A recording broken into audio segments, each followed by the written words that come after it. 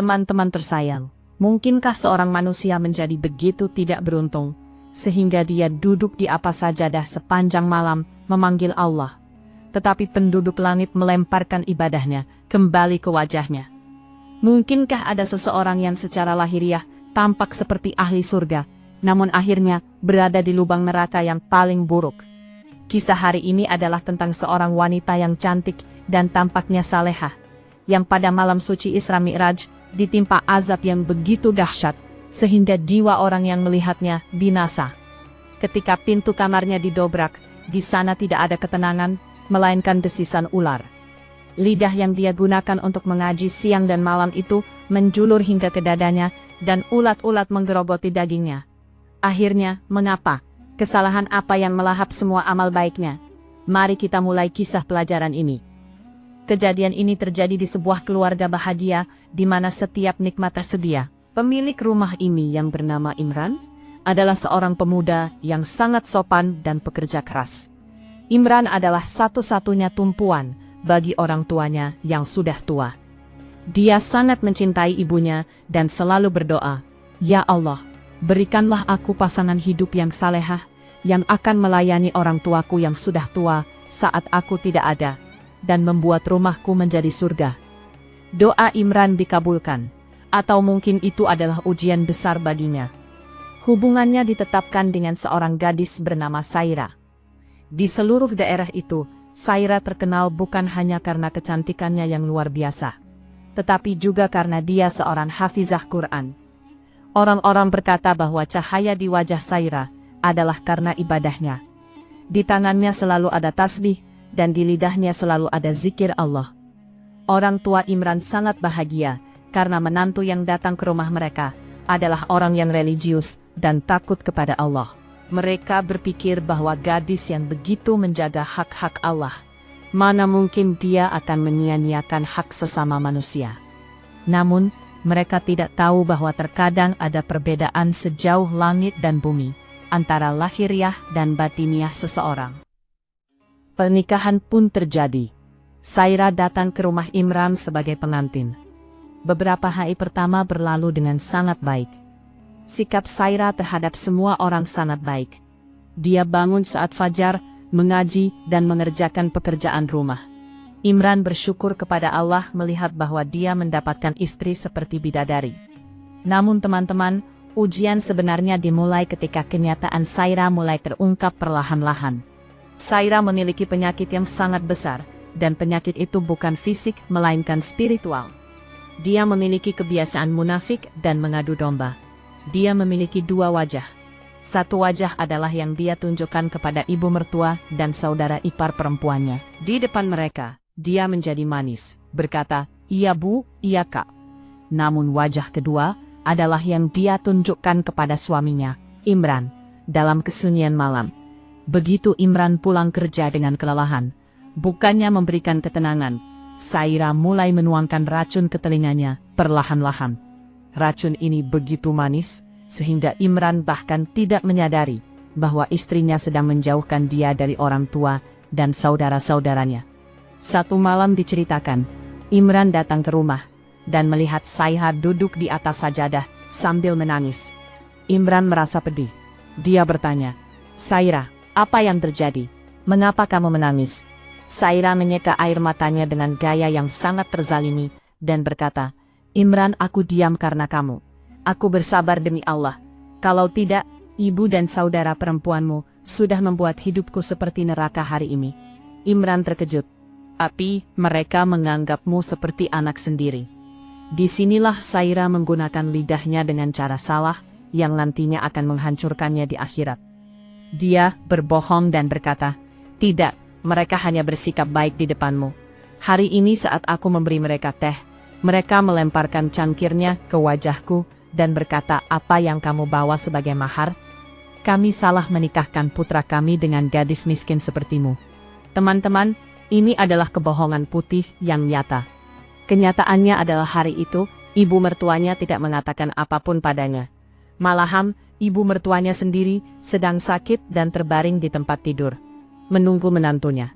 Namun Saira mengucapkan kebohongan ini dengan begitu rapi dan bersumpah, sehingga hati Imran menjadi kotor terhadap ibunya. Disinilah tempat kita lupa apa itu hukukul ibad, hak sesama manusia. Sairah beribadah sepanjang malam. Tetapi dia tidak ingat bahwa memfitnah seseorang dan membangun tembok kebencian antara ibu dan anak adalah dosa yang lebih besar di sisi Allah daripada meruntuhkan Ka'bah. Rangkaian ini menjadi rutinitas harian. Sairah mengarang cerita baru setiap hari. Kadang berkata iparnya mendorongnya. Kadang berkata mertuanya membiarkannya lapar. Dia telah mencuci otak Imran sedemikian rupa, sehingga sekarang Imran jangankan duduk di dekat ibunya, menyapa pun dia tidak suka. Ketenangan rumah hancur. Ibu yang tua menangis sendirian di kamarnya. Mengapa putraku tidak berbicara denganku? Dan di sisi lain, Sairah merasa senang telah mengendalikan suaminya di kamar, lalu berdiri untuk salat tahajud. Dia mengira dia sedang menipu Allah. Dia merasa bahwa salat yang panjang akan mencuci kebusukan lidahnya. Namun dia lupa bahwa Allah mengetahui rahasia hati. Waktu berlalu. Imran sepenuhnya berada dalam genggaman istrinya. Dia melarang saudara-saudaranya datang ke rumah. Ibu mertua tergeletak di sudut rumah, merindukan obat dan roti. Sementara Sairah berkata kepada orang-orang, "Aku sangat melayani wanita tua itu, tapi dia tidak tahu berterima kasih." Orang-orang percaya pada kata-kata Sairah karena di tangannya selalu ada tasbih. Kemudian waktu itu tiba ketika tali Allah ditarik. Bulan Rajab telah dimulai. Sairah sangat bangga dengan ibadahnya. Namun alam akan memberinya pelajaran yang akan diingat dunia selamanya. Hanya tersisa 1 hari sebelum Isra Mi'raj. Sore itu apa yang dilakukan Sairah kepada ibu mertuanya adalah puncak dari kezaliman. Ibu mertua yang tua meminta air. Lalu Sairah menjatuhkan gelas air ke lantai, dan dengan lidah beracunnya berkata, "Mengapa kamu tidak mati saja? Sepanjang hari hanya batuk-batuk. Ibadahku jadi terganggu. Katakan pada anakmu untuk meninggalkanmu di panti jompo. Aku butuh ketenangan di rumah." Air mata mengalir di mata ibu mertua. Dia melihat ke arah langit dan menghela napas. Desahan itu sampai ke arsy. Dan kemudian malam Isra Mi'raj pun tiba. Malam yang merupakan malam rahmat, tetapi bagi Sairah, itu akan menjadi malam pelajaran. Sairah melakukan persiapan khusus malam itu. Dia memakai pakaian baru, memakai wewangian, dan berkata kepada Imran, "Malam ini sangat berat dan penuh berkah. Aku akan beribadah sendirian di kamarku. Jangan ada yang menggangguku." Apa yang dia tahu, bahwa malam ini dia tidak akan beribadah, melainkan menjadi contoh yang mengerikan. Dia menutup pintu kamar, mengunci grendelnya, dan berdiri di atas sajadah. Baru saja sepertiga malam terakhir dimulai, tiba-tiba sebuah teriakan mengerikan bergema di keheningan rumah. Teriakan ini tidak terdengar seperti manusia, melainkan seolah-olah jiwa seseorang ditarik dengan kejam. Imran dan orang tuanya bangun dengan panik. Suara itu berasal dari kamar Sairah. Imran berlari ke pintu. "Sairah, Sairah, buka pintunya." Tapi tidak ada jawaban dari dalam. Hanya terdengar suara aneh. "Shh!" Seperti banyak ular yang mendesis. Dan bersamaan dengan itu, suara napas berat seseorang. Hati orang rumah seakan berhenti karena takut. Imran menggunakan seluruh tenaganya untuk mendobrak pintu. Begitu pintu terbuka dan cahaya lampu masuk ke dalam, melihat pemandangan di depan, teriakan keluar dari tenggorokan Imran, dan dia jatuh tersungkur di sana. Sebenarnya ada apa di dalam? Apakah Sairah masih hidup? Dan suara desisan itu milik siapa? Begitu pandangan Imran tertuju pada sajadah, sebuah teriakan keluar dari mulutnya, dan dia jatuh di ambang pintu. Orang tuanya yang berdiri di belakang pun menjadi kaku seperti batu. Di tengah kamar, Sairah duduk di atas sajadah. Tetapi dia tidak hidup. Tubuhnya telah kaku. Namun yang lebih mengerikan dari kematian adalah kondisi di mana jiwanya keluar dari tubuhnya. Wajah Sairah yang orang-orang bicarakan cahayanya, kini telah menjadi hitam legam seperti arang, seolah-olah seseorang telah membakarnya dalam api. Matanya melotot ketakutan dan membatu ke arah atas. Namun hal yang paling mengerikan adalah lidahnya. Lidah yang dia gunakan sebagai senjata melawan ibu mertua dan iparnya itu, saat ini keluar dari mulutnya dan menjulur hingga ke dadanya. Lidah itu tidak normal, melainkan membengkak begitu tebal dan panjang, sehingga tidak terlihat seperti lidah manusia, melainkan milik binatang buas. Dan pada lidah yang menjulur itu, 2 ekor ular hitam melilit. Seekor ular mencengkeram pangkal lidah, dan ular lainnya duduk dengan gigi tertancap di ujung lidah. Ular-ular itu tidak bergerak, melainkan tampak seolah-olah mereka datang atas perintah Allah untuk memenjarakan lidah ini. Bukan hanya itu, dari sudut mulut dan busi Saira, ulat-ulat kecil merayap keluar dan berjalan di pipinya. Bau di kamar begitu menyengat, sehingga sulit untuk bernapas. Bau ini bukan dari bangkai binatang, melainkan busuknya dosa-dosanya. Imran mulai berteriak seperti orang gila melihat pemandangan ini. Apa yang terjadi? Apa yang terjadi pada istriku? Dari mana ular-ular ini datang? Mendengar teriakannya, orang-orang dari rumah sekitar terbangun. Karena itu malam Isra Mi'raj, orang-orang sudah bangun untuk beribadah. Tak lama kemudian, kerumunan orang berkumpul di halaman rumah Imran. Beberapa orang pemberani masuk ke kamar Imran, tetapi melihat pemandangan di dalam, mereka pun mundur sambil membaca, Allahu Akbar Astaghfirullah. Tidak ada yang berani maju menyentuh mayat itu. Seorang tetua, Pak Maulvi, juga datang ke sana. Beliau adalah orang yang saleh dan berpengalaman. Ketika beliau melihat mayat Saira, air mata mengalir di matanya. Pak Maulvi meletakkan tangan di bahu Imran dan berkata dengan suara berat, Imran anakku, kuatkan dirimu. Ini bukan kematian biasa. Ini adalah tangkapan Allah. Ini adalah tanda pelajaran. Imran berkata sambil menangis, Pak Maulvi, dia adalah hafizah Quran, dia rajin tahajud. Dia tidak pernah meninggalkan salat. Lalu mengapa Allah melakukan ini padanya? Mengapa ada ular di lidahnya? Pak Maulvi menarik napas dalam-dalam, dan menyapa semua laki-laki dan perempuan yang hadir. Wahai orang-orang, lihatlah dengan teliti. Allah bisa mengampuni haknya seperti salat dan puasa. Tetapi Allah tidak mengampuni hak sesama manusia. Lidah yang menjulur hingga ke dadanya ini, memberikan kesaksian bahwa wanita ini telah menyalahgunakan lidahnya di dunia. Kemudian Pak Maulvi bertanya pada Imran, Nak, katakan yang jujur, apakah wanita ini menyakiti hati seseorang dengan lidahnya? Apakah dia terbiasa menggunjing dan mengadu domba? Imran terdiam sesaat, di benaknya. Semua kejadian itu berjalan seperti film, ketika Saira menuangkan hacung di telinganya, melawan ibu dan saudara-saudaranya. Dia ingat bagaimana Saira melemparkan gelas saat ibunya meminta air. Dia ingat bagaimana Saira meneteskan air mata palsu untuk membuatnya menjadi musuh keluarganya sendiri. Kepala Imran tertunduk malu, dan dia menangis terseduh-seduh. Iya Pak Maulvi, lidahnya sangat tajam. Lidah ini tidak menyatukan hubungan, melainkan memutuskannya. Dia memfitnah ibu dan saudara-saudaraku. Pak Maulvi menunjuk ke arah mayat Saira, dan berkata, Lihatlah akibatnya. Makna hadis adalah bahwa pengadu domba tidak akan masuk surga. Ular-ular yang kamu lihat ini adalah kebohongan dan gunjingan yang dia masukkan ke telingamu. Di dunia, kata-katanya terasa manis bagimu, tapi hari ini kata-kata yang sama menjadi ular dan menggigit lidahnya. Ulat-ulat yang keluar dari mulutnya adalah bentuk dari makian dan hinaan yang dia berikan kepada mertuanya, yang sudah tua. Wanita-wanita yang hadir di sana gemetar mendengarnya. Setiap wanita menyembunyikan wajah di balik kerudung mereka, dan mulai bertobat. Pemandangan ini bukan hanya kematian Saira, melainkan peringatan bagi setiap manusia yang berpikir bahwa dengan bersembunyi di balik tabir ibadah, dia bisa menumpahkan darah hubungan keluarga. Pak Maulvi menambahkan, kecantikan manusia bukan pada wajahnya, melainkan pada lidah dan akhlaknya. Wanita yang menyalakan api fitnah di rumahnya, Allah memenuhi kuburnya dengan api. Saira menyalakan api di dunia, hari ini api itu memakan keberadaannya. Cukup lama waktu berlalu, bau busuk semakin meningkat.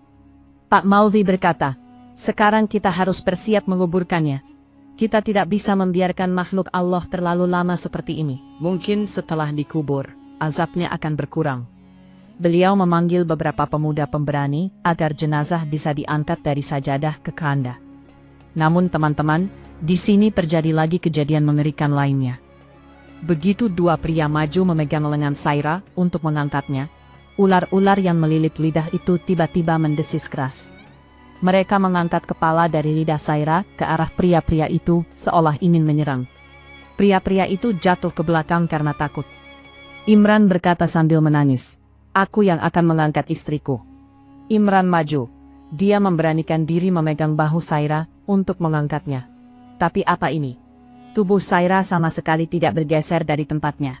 Dia adalah gadis yang kurus, tetapi beratnya menjadi begitu besar, seolah dia bukan terbuat dari daging, melainkan dari besi dan batu. Imran mengerahkan seluruh tenaganya. Kemudian dua orang lagi membantu. Namun jenazah seolah terpaku di tanah, menempel pada sajadah. Orang-orang heran dan cemas.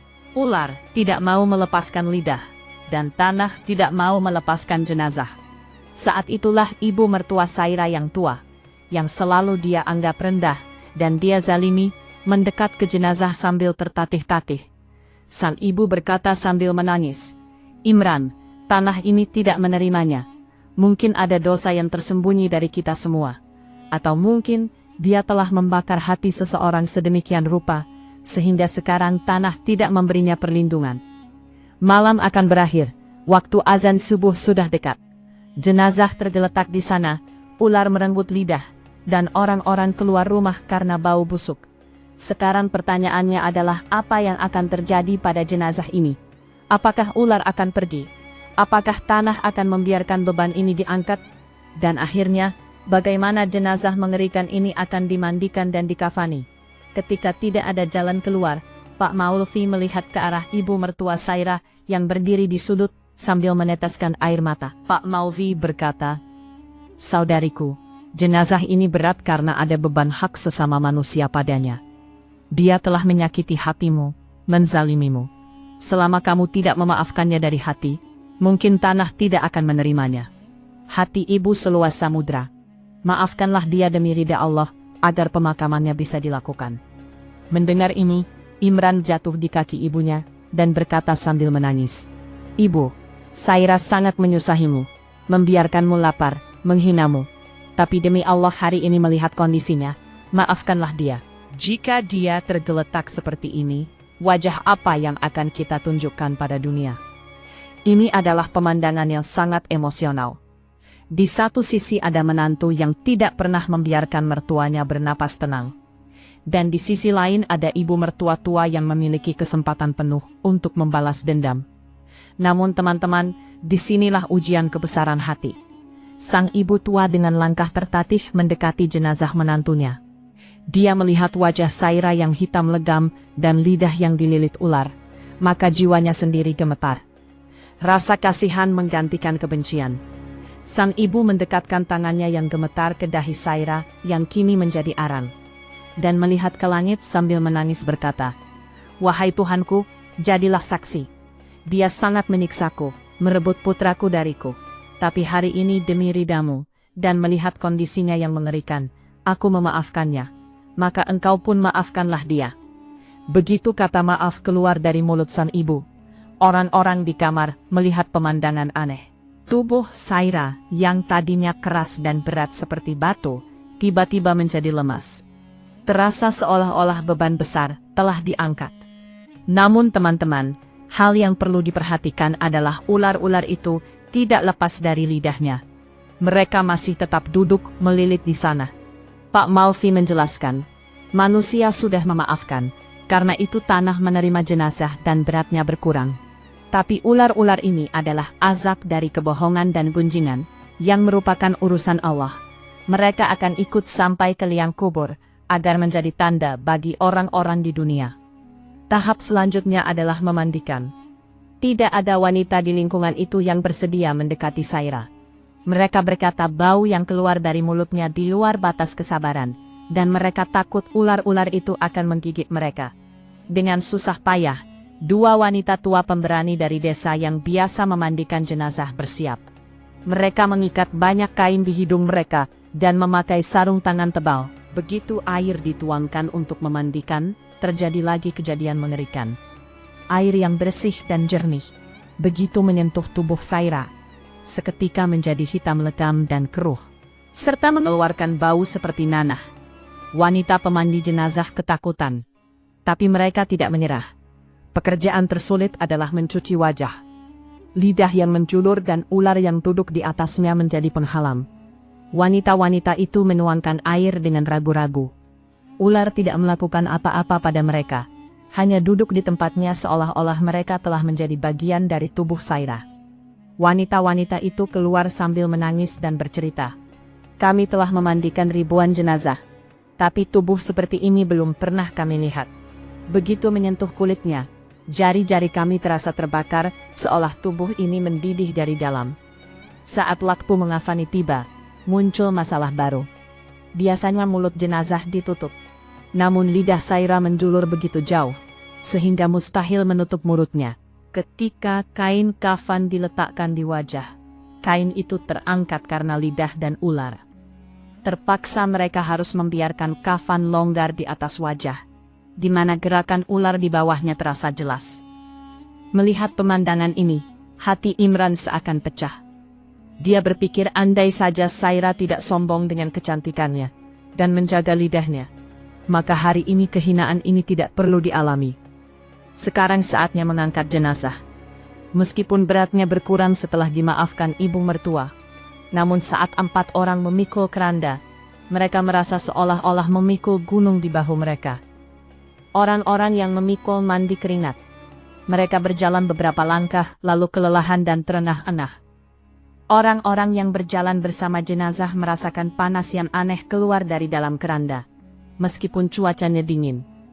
Di sepanjang jalan, orang-orang membaca istighfar. Di lidah setiap orang hanya ada ucapan, Allah selamatkan kami dari kejahatan lidah. Dengan susah payah, jenazah sampai di pemakaman. Di sana, kuburan sudah siap. Tukang gali kubur berdiri di luar kuburan dengan pandangan aneh melihat orang-orang. Wajahnya pucat pasi dan dia gemetar. Imran maju bertanya, "Apa yang terjadi? Mengapa kamu begitu ketakutan?" Tukang gali kubur memberikan jawaban yang membuat tanah seakan hilang dari bawah kaki setiap orang. Dia berkata dengan suara gemetar, "Tuan, seumur hidup saya belum pernah melihat kuburan seperti ini. Setiap kali saya menggali kubur, tanah yang keluar. Tapi hari ini saat menggali kubur wanita ini, bukannya tanah. Yang keluar dari dalam adalah kalajengking hitam dan semut merah. Semakin dalam saya menggali, semakin banyak ulat yang keluar. Sepertinya tanah ini sudah menunggu jenazah itu dan tidak sabar untuk memakannya." Orang-orang maju mengintip ke dalam kubur dan teriakan mereka keluar. Bagian dalam kubur benar-benar hitam dan di dinding-dindingnya ribuan ulat aneh merayap. Imran melihat ke langit sambil menangis. "Ya Allah, sekarang apa yang harus aku lakukan? Bagaimana aku menyerahkan istriku pada ulat-ulat ini?" Tapi pemakaman harus dilakukan. Pak Malfi memerintahkan, perintah Allah adalah ini. Dia harus diturunkan ke kubur ini. Ini adalah rumah amalnya. Sekarang pertanyaannya adalah, begitu jenazah diturunkan di antara ulat-ulat itu, apa yang akan terjadi? Dan apakah kubur akan menunjukkan pemandangan saat menghimpit Saira, yang akan diingat dunia selamanya? Pak Malfi berkata dengan nada sangat sedih. "Imran, sekarang tidak ada pilihan lain. Ini adalah keputusan Allah. Kita bisa melindunginya di atas tanah, tapi urusan di dalam tanah ada di tangan Allah. Dia harus dikubur di sini." Orang-orang menyebut nama Allah, dan dengan ragu mengangkat jenazah. Begitu jenazah diturunkan ke lubang kubur, sebuah pemandangan yang menghancurkan hati muncul. Ribuan ulat aneh di dalam kubur yang tadinya bergerak gelisah. Begitu jenazah Saira sampai di bawah, mereka semua seketika menyerbu tubuhnya. Terutama lidahnya yang menjulur menjadi sasaran mereka. Imran berteriak dan memalingkan wajah. Dia tidak sanggup melihat wajah cantik istrinya yang dulu dia sebut rembulan, kini menjadi makanan kalajengking dan ular. Baru saja papan penutup diletakkan, tiba-tiba terjadi getaran kuat di tanah. Setiap orang di pemakaman merasakan tanah di bawah kaki mereka bergerak. Dan kemudian dari dalam kubur, terdengar suara mengerikan seperti kayu kering yang patah. Krak, krak, krak. Pak Malfi mulai membaca La ilaha illallah dengan suara keras, dan berkata sambil menangis, "Wahai orang-orang, takutlah. Ini adalah himpitan kubur. Tanah menghimpit wanita durhaka ini, begitu kuat, sehingga tulang rusuknya masuk satu sama lain. Dalam hadis disebutkan bahwa ketika tanah murka pada orang berdosa, ia menghimpitnya seperti ini. Mendengar suara ini, banyak orang yang hatinya lemah pingsan di sana. Setiap orang teringat kuburnya sendiri, bahwa suatu hari kita juga harus pergi sendirian ke dalam lubang gelap itu. Orang-orang segera menimbun tanah. Sepertinya mereka ingin segera menyembunyikan pemandangan mengerikan ini dari pandangan mereka. Ketika tanah sudah rata, suara-suara dari dalam kubur berhenti. Namun di atas kubur ada kegelapan aneh yang tidak ada di kubur lainnya. Imran duduk bersimpuh di samping kuburan, dengan pandangan kosong dan hampa. Pasangan hidupnya, cintanya, hari ini telah menjadi kisah pelajaran baginya. Setelah semuanya selesai, Pak Maufi berdiri di samping kubur, dan memberikan khutbah bersejarah. Beliau berkata kepada semua pria dan pemuda yang hadir, "Wahai orang-orang, hari ini kalian telah melihat dengan mata kepala sendiri, bahwa di sisi Allah bukan hanya sujud salat yang dilihat, melainkan sujud akhlak juga dilihat. Wanita ini adalah hafizah Quran, rajin tahajud. Tapi mengapa ular datang ke kuburnya? Karena dia memiliki racun lidah ini." Pak Maufi menambahkan sambil menangis, "Dengarlah, Allah tidak memaafkan hak sesama manusia. Wanita yang tidak menghargai suaminya, wanita yang mengisi telinga suaminya dengan keburukan, dan memisahkan antara ibu dan anak, wanita yang tampak salehah, namun sebenarnya munafik dan pengadu domba, akhirnya adalah ini. Di dunia, kamu bisa menipu orang dengan kecantikan dan kelicikanmu. Kamu bisa membodohi suami, tapi kamu tidak bisa menipu ulat-ulat di kubur yang gelap ini. Ular-ular ini, kalajengking ini, semuanya adalah kata-katamu sendiri yang menjadi hidup untuk menggigitmu." Imran berdiri dan sambil menangis memohon kepada semua orang, "Saudara-saudaraku, pergilah ke rumah kalian, dan ceritakan kejadian ini kepada istri-istri kalian. Katakan pada mereka, demi Allah, jagalah lidah. Aku telah menghancurkan duniaku, dan istriku telah menghancurkan akhiratnya. Ibuku masih hidup hari ini, dan istriku menderita azab di bawah tanah. Kemenangan selalu milik kejujuran dan pelayanan kepada orang tua." Akhirnya semua orang mengangkat tangan. Suasana dipenuhi isak tangis. "Ya Allah, kami berlindung kepadamu dari azab kubur. Ya Allah, selamatkan kami dari kejahatan lidah, adu domba, dan gunjingan. Ya Allah, jadikanlah rumah kami tempat ketenangan, dan beri kami taufik untuk menghargai orang tua dan hubungan keluarga. Ya Allah, ampunilah dosa-dosa Saira, dan jadikanlah kematiannya yang mengerikan sebagai sarana hidayah bagi kami. Amin." Teman-teman, ini bukan sekadar cerita. Ini adalah kenyataan yang bisa terjadi di rumah manapun. Hari ini juga periksalah hati kalian. Jangan sampai lidah kalian juga menyakiti hati seseorang. Jangan sampai kalian juga hidup dengan dua wajah. Waktu kematian tidak ditentukan. Pintu tobat masih terbuka. Jika kisah ini mengetuk hati kalian, bagikanlah sebagai sedekah jariah. Semoga Allah menjadi pelindung kita semua.